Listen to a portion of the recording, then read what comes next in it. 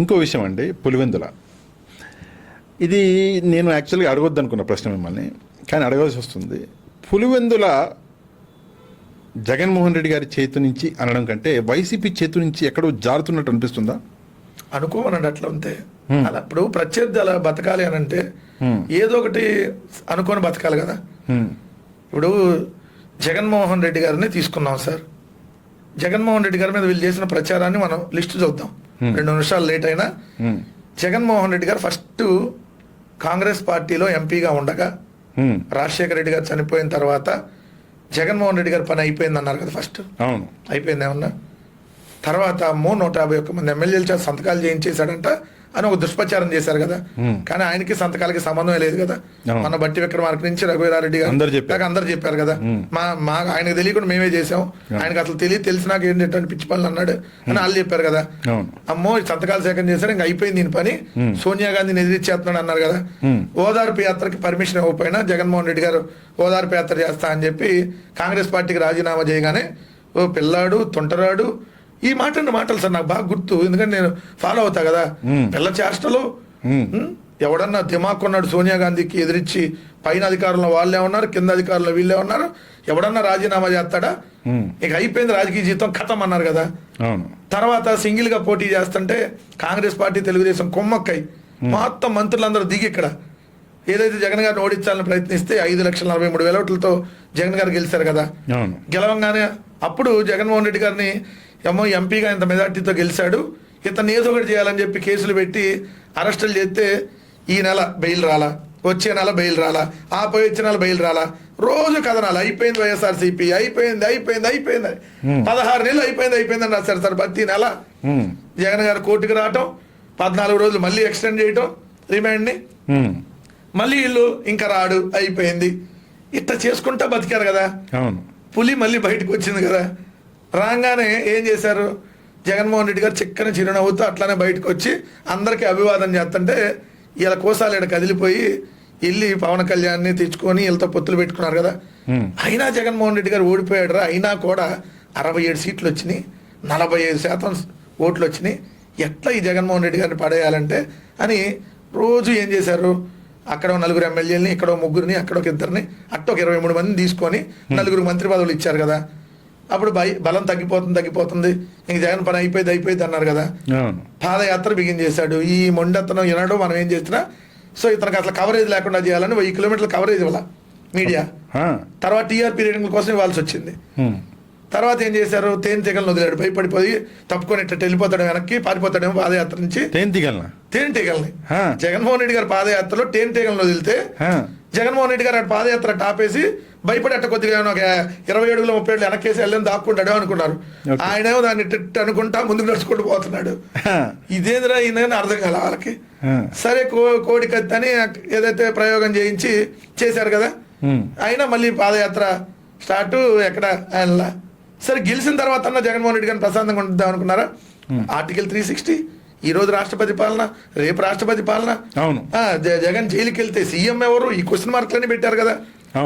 ఇప్పుడేమన్నా ఆగుతారా? So ఎందుకని వాళ్ళు ఏంటి, అప్పుడు ఎమ్మెల్సీ ఎలక్షన్ జరిగింది, వివేకానంద రెడ్డి గారు ఓడిపోయారు. అప్పుడేమన్నారు, పులివెందులు అయిపోయింది, కడప కూడా జరిపోయింది అన్నారు కదా. నెక్స్ట్ ఎలక్షన్ లోనే మొత్తం 10 సీట్లు గెలిచాం కదా కడపలో.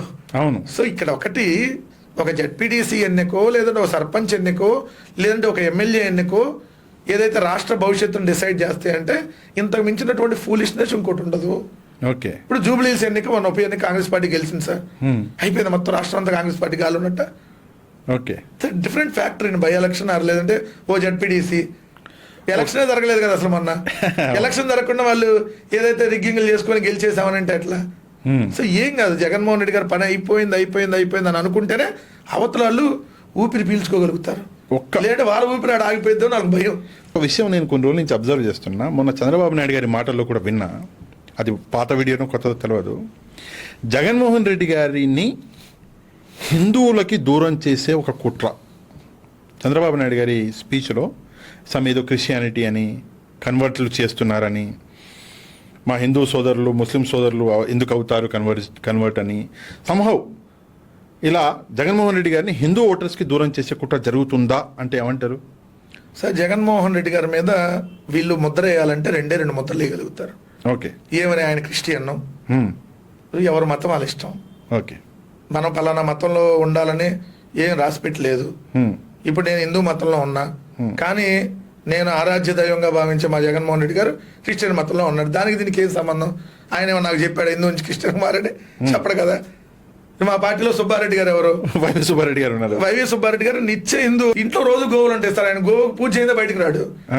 మీరు ఇంటికి వెళ్ళి చూస్తే గోవులు ఆడన్న ఆవు పేడ ఇవన్నీ కనపడతా ఉంటాయి. రిలేటివ్ సో ఇప్పుడు కరుణాకర్ రెడ్డి గారు, సో వీళ్ళందరూ ఏంటంటే ఒక ముద్ర వేయాలి అంతే. ఒక ముద్ర వేసేయాలి. ఇప్పుడు వాళ్ళు ఫ్యామిలీ ముందు నుంచి ఉన్నారు. ఇప్పుడు చంద్రబాబు నాయుడు గారు మరి నిజంగా హిందూ అయితే మరి బూట్లు వేసుకుని పూజలు ఎందుకు చేస్తాడు? జగన్మోహన్ రెడ్డి గారు హిందూ కాకపోయినా బూట్లు తీసేసి పూజలు చేస్తాడు కదా. మరి జగన్మోహన్ రెడ్డి గారు హిందూ కాకపోయినా 40 గుళ్ళని చంద్రబాబు నాయుడు కూలిస్తే కట్టించాడు కదా. జగన్మోహన్ రెడ్డి గారు హిందూ కాకపోయినా వాళ్ళ దృష్టిలో మరి జగన్మోహన్ రెడ్డి గారు సాంప్రదాయం ప్రకారమే ఏదైతే ఏదైనా పూజలు కానీ అన్ని ఎక్కడ ఏదైతే ఏ ఆటంకాలు లేకుండా చేస్తాడు కదా. సో ఆయన శ్రీవాణి ట్రస్ట్ అనేది పెట్టించి ఇన్ని గుళ్ళుని ఏదైతే గుళ్ళుకి ఇంత డెవలప్మెంట్కి కారణం. ఇప్పుడు మీరు చూస్తే బీసీ కాలనీలు, ఎస్సీ కాలనీలు దాదాపు 3780 టెంపుల్ శ్రీవాణి ట్రస్ట్ ఆధ్వర్యంలో స్టార్ట్ చేశారు. 1500 టెంపుల్ జగన్ గారు ఉన్నప్పుడే పూర్తయినాయి. సో మరి ఇవన్నీ ఎందుకు చేస్తారు? సో ఎవరో కన్వర్ట్ చేస్తారు, అది చేస్తారు. సరే ఈ రోజుల్లో చేసేది అయిపోతారా? ఇవన్నీ రాజకీయ నాయకులు పిస్తనంగా చంద్రబాబు నాయుడు ఎంత వయసు వచ్చినాక బుద్ధి లేని మాటలు కాకపోతే ఏంటి? ఓకే. ఒక ఫాలోవర్ ఒక విషయం అడిగారు. జగన్మోహన్ రెడ్డి గారు దాదాపుగా ఆయన కూడా 859 కోట్ల రూపాయల అడ్వర్టైజ్మెంట్ ఇచ్చారు. ఎన్ని సంవత్సరాలు? 5 ఏళ్లలో. ఓకే, 5 ఏళ్లలో ఇచ్చారు. కానీ స్పెసిఫిక్గా ఈ ఫాలోవర్ అడిగిన ప్రశ్న అది కాదు. 859 కోట్ల రూపాయల అడ్వర్టైజ్మెంట్లో 43% కేవలం ఆయన పత్రికగానే ఇచ్చుకున్నాడు సాక్షికి. అది 371.12 కోట్ల రూపాయలు అని చెప్పి మన ఫాలోవర్ అడుగుతున్నారు. మరి అదెక్కడి న్యాయం అని చెప్పేసి ప్రశ్నిస్తున్నారు. దీనికి ఏం ఆన్సర్ ఇస్తారు? ఫస్ట్ పాయింట్ నెంబర్ 1, ఇదిగోండి అఫీషియల్ డాక్యుమెంట్ నా దగ్గర ఉన్నాయి, పంపిస్తున్నా.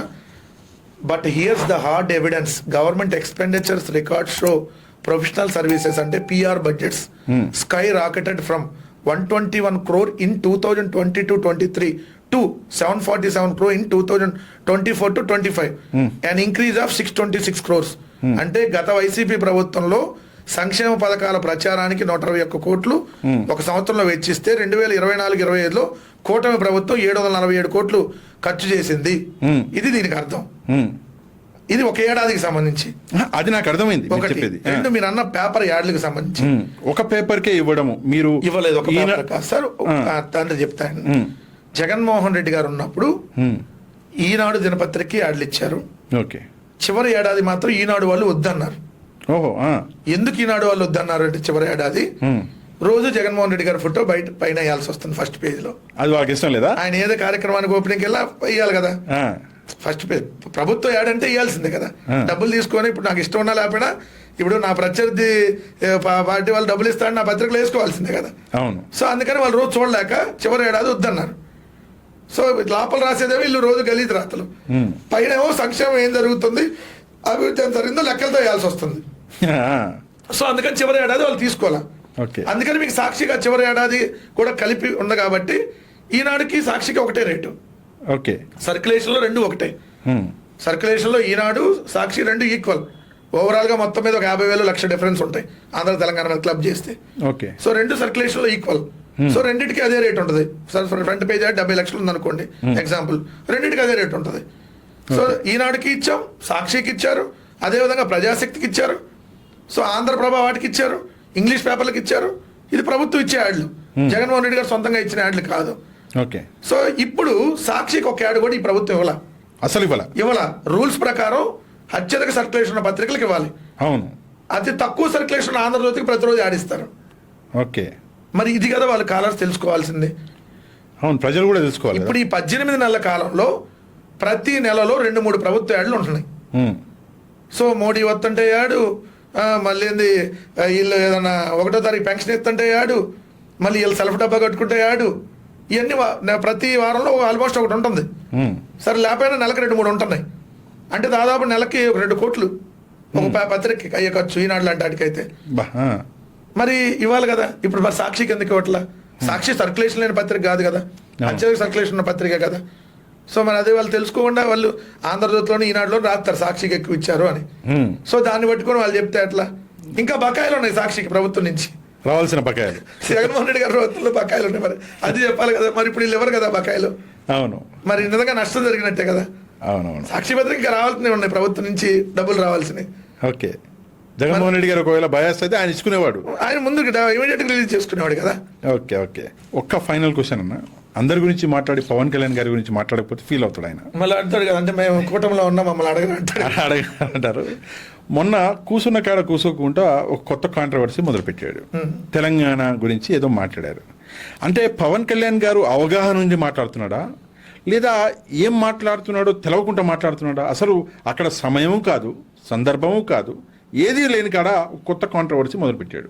కొంతమంది ఏమో ఇది కావాలని మొదలుపెట్టిన కాంట్రవర్సీ అంటున్నారు, కొంతమంది అసలు పవన్ కళ్యాణ్ గారికి అవగాహనే ఉండదు ఏం మాట్లాడుతున్నాడు అంటున్నారు. మీరేమనుకుంటున్నారు?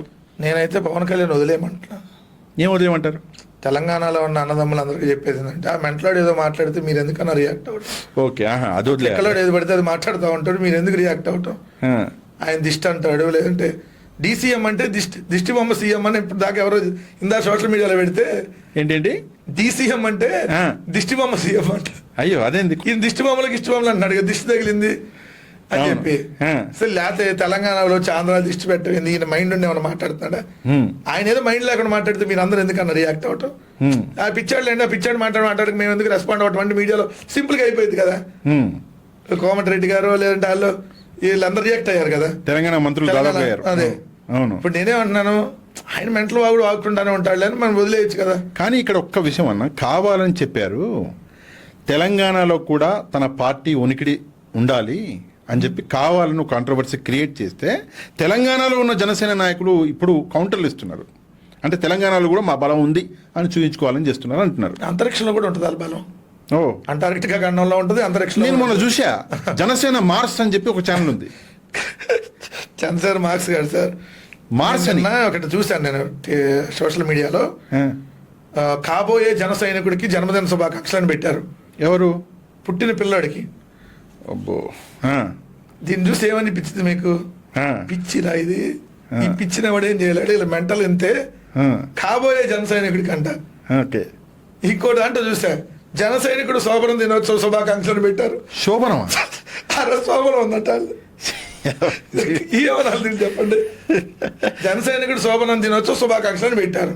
ఓకే, అంటే దీన్ని ఏమంటారు? అది ఇలా మెంటల్ అంటారు. అందుకనే ఈ ఆ మెంటలో ఏది పెడితే అది మాట్లాడతాడు. ఒక రోజు ఏమంటాడు, జంతువులు కొవ్వు కలిసింది అంటాడు. ఒక రోజు సీజ్ ద షిప్ అంటాడు. షిప్ పోయి సంవత్సరం అయింది, మళ్ళీ 2-3 ట్రిప్లు వేసింది లోపు. బియ్యం 2-3 సార్లు పోయినాయి మళ్ళీ. ఈయన అయితే అప్పుడు ఆ సంవత్సరం నుంచి ఒక 50 సార్లు తిరిగాడు హైదరాబాద్కి, విజయవాడకి. ఈయన పోయాడు, వాళ్ళు పోయింది షిప్. సీజ్ ద షిప్ ఏమైందో ఇప్పటికి తెలియదు. సో ఇట్లానే ఉంటాయి ఈయన, లేకపోతే దిష్టి తగిలేదు ఏంటండి. రైట్. ఫైనల్గా వెంకటరెడ్డి గారి టార్గెట్ రాజకీయ జీవితం, ఇది మాట్లాడుకోవాలి కదా, లేకపోతే బాగుండదు. ఏంటండి మీ టార్గెట్ 2029లో? వెంకటరెడ్డి గారు ఎక్కడికి రీచ్ అవ్వబోతున్నారు? అంటే నేనేం ప్రత్యేకంగా ఒక టార్గెట్తో అయితే నేనేం పాలిటిక్స్లోకి రాలా. జనరల్గా అంటే ఫ్యాక్ట్గా చెప్తున్నా, నాకు ఈ పదవి కావాలి, నేను దీంట్లో ఉండాలనేటటువంటి ఆలోచనతో నేను పని చేయాల. ఓకే, నేను మళ్ళీ చెప్పా కదా, కారుమూరి వెంకటరెడ్డి అంటే వాల్యూ ఉండదు. కారుమూరి వెంకటరెడ్డి వైఎస్ఆర్ కాంగ్రెస్ పార్టీ అంటే వాల్యూ. ఓకే, కారుమూరి వెంకటరెడ్డి జగన్ అభిమాన్ అంటే వాల్యూ. ఓకే, సో అది నేను బలంగా కోరుకుంటా. రెండోది, పదవులు వాళ్ళు రావచ్చు, రేపు పోవచ్చు. నేను ప్రభుత్వంలో ఉన్న 5 ఏళ్ళలో ఏ ఒక్క పదవిలో లేను. ఓన్లీ పార్టీ పదవి, స్టేట్ జాయింట్ సెక్రటరీ పదవిలోనే ఉన్నా. తర్వాత ఇప్పుడు నేను అధికార ప్రతినిధి అయ్యా. ఇంతకుముందు ఒక వింగ్ అంటే సేవాదళ అనేటటువంటి ఒక విభాగంలో ప్రధాన కార్యదర్శిగా పనిచేశా. సో పార్టీలో ఇది నాది 3వ పొజిషన్. ఒకటి వింగ్లో, ఫస్ట్ వింగ్లో స్టేట్ జనరల్ సెక్రటరీ నుంచి మెయిన్ బాడీలో జాయింట్ సెక్రటరీకి వచ్చా. ఇప్పుడు అదే మెయిన్ బాడీలో అధికార ప్రతినిధిగా వచ్చా. సో నా టార్గెట్ ఇది అని నేను పెట్టుకుని ఎప్పుడు వెళ్ళాల. డైరెక్ట్గా అడుగుతా మిమ్మల్ని, ఇదంతా కాదు. 2029లో ఎమ్మెల్యేగా వెంకటరెడ్డి గారు కనిపించే అవకాశాలు మాకైతే కనిపిస్తున్నాయి. ఎమ్మెల్యేగా ఇంట్రెస్టెడ్ ఉన్నారా, ఎంపీగా ఉన్నారా, అది చెప్పండి. సార్ ఒక్కటే, నేనున్నది ఎస్టీ రిజర్వ్డ్ నియోజకవర్గం. Okay, point number 1.